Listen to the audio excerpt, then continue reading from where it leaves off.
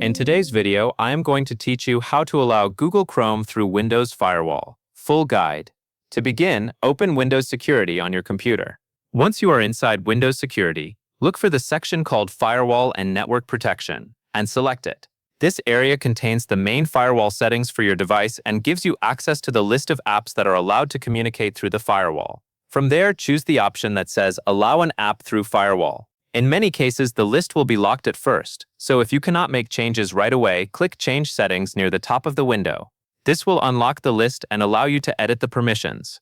Now scroll through the apps until you find Google Chrome. If you see it listed, check both boxes next to it.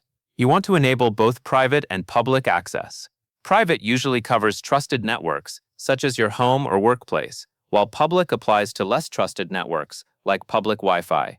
Allowing both ensures Chrome can work properly no matter which type of network you are connected to.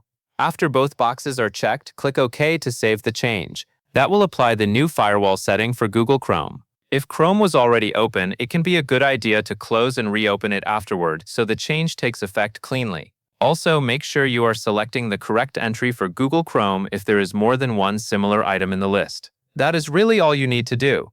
By going into Windows Security, opening Firewall and Network Protection, choosing Allow an app through Firewall, clicking Change Settings, finding Google Chrome, checking both private and public, and then clicking OK, you can make sure Chrome is allowed through Windows Firewall.